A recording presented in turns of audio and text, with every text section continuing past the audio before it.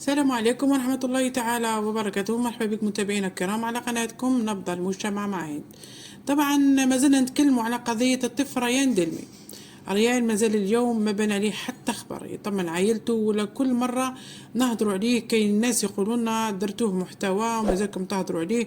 نعم، راح نبقوا نهضروا عليه حتى يظهر بإذن الله، لأنه والدته بنفسها طلبت من الصفحات والإعلاميين ما ينسوش القضية تاع وليدها، وإحنا رانا اليوم مستمرين في نقل كل ما هو جديد. كذلك يعني رانا نحسوا كأمهات كأولياء بحرقة الفراق اللي تعيشها العائلة اليوم، ونتمنى من الله تعالى يردوا سالم وعافى إلى حضان والدته.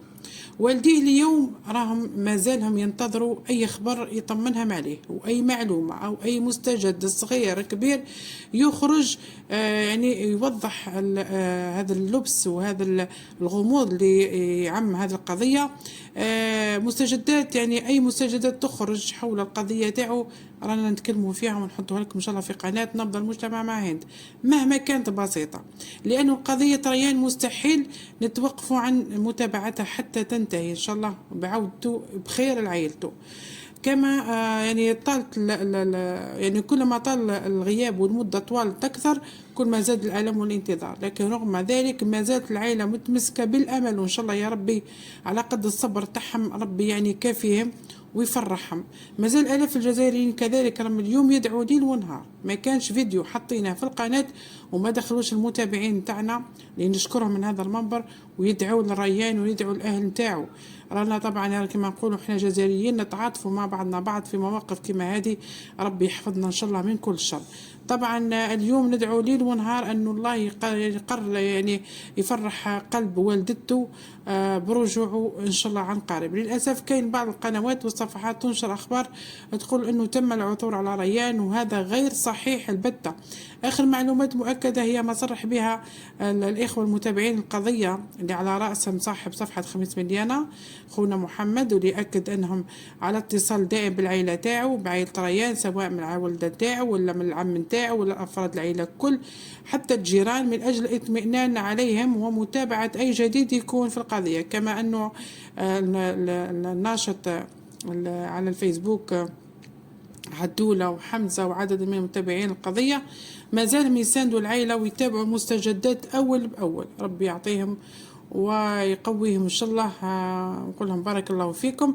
الموضوع الثاني حبيت نتكلم عليه الاعتداء اللي تعرض له المجاهد البالغ من العمر 95 سنة، ربي يطول في عمره، معمر شرفي ببلدية شريعة في ولاية تبتزة.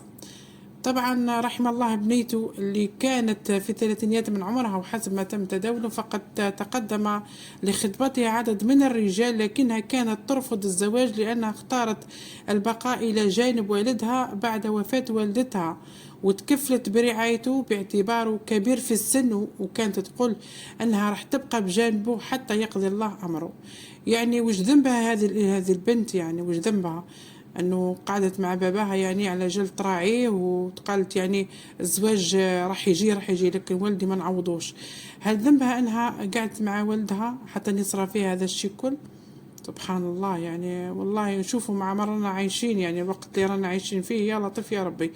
في ذلك اليوم المشؤوم طبعا حسب ما راه متداول، يعني الناس راهي تحكي يعني طرقوا مجهولين باب المنزل تاعها، فتحت الباب بشكل عادي، ظنا منها الجار، ظنا منها كاش، يعني الإنسان حب يسأل على حاجة ما كانتش تعلم أنه ذلك اليوم راح يكون آخر يوم في حياتها، الله يرحمها وإن شاء الله يجعلها في الفردوس الأعلى.